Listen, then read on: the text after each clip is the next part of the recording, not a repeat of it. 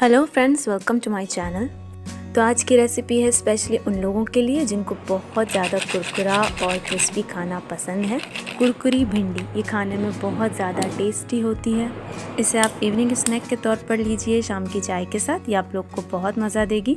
वैसे भी आजकल बारिशों का मौसम है तो पकोड़े तो हमेशा ही हर घर में बनाए जाते हैं। तो इस बार इस कुरकुरी भिंडी की रेसिपी को एक ट्राई दीजिए। ये लाइट होगी और आपको बहुत ज़्यादा हैवी भी फील नहीं कराएगी।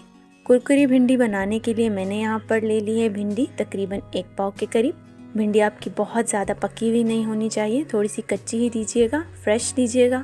भिंडी को आपने 2 पार्ट्स में इस तरीके से काट लेना है। आप चाहें तो आप इसके 4 पार्ट्स भी कर सकते हैं। ये जो बीज आपको दिख रहे हैं ये खाने में बुरे नहीं लगते, इसलिए इनको निकालना बिल्कुल भी ज़रूरी नहीं है। तो लीजिए, यहाँ पर सारी भिंडियों को मैंने 2 पार्ट्स में इस तरीके से कट कर लिया है। अब आपने इन सारी भिंडियों को एक बड़े से बाउल में ट्रांसफ़र कर लेना है। भिंडी को स्पाइसी बनाने के लिए ऐड करेंगे इसमें 1 बड़ा चम्मच लाल मिर्च, नमक जाएगा इसमें ½ टीस्पून, हल्दी भी ½ टीस्पून, पिसा हुआ धनिया 1 टीस्पून। भिंडी को एक्स्ट्रा स्पाइसी बनाने के लिए 1 टीस्पून के करीब कुटी मिर्च भी ऐड कर देंगे। अब हम इन तमाम मसालों को भिंडी के साथ अच्छे से मिला लेंगे। नमक ऐड करने से भिंडी आहिस्ता आहिस्ता पानी छोड़ेगी और मसाले को पकड़ेगी। तो अब आपने इसको कवर करके कम से कम भी 10 मिनट का रेस्ट दे देना है। 10 मिनट के बाद अब आप देख सकते हैं कि भिंडी ने काफ़ी सारा मॉइस्चर छोड़ दिया है और ये सारे मसाले भी भिंडी के अंदर अच्छे से एब्जॉर्ब हो चुके हैं।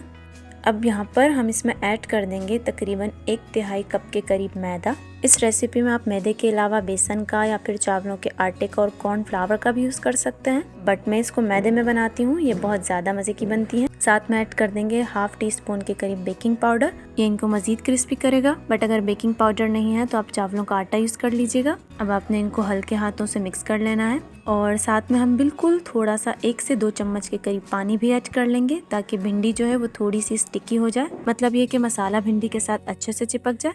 तो चलिए, कुरकुरी भिंडी का मसाला रेडी हो चुका है। अब हम चलते हैं अपने आखिरी स्टेप की तरफ।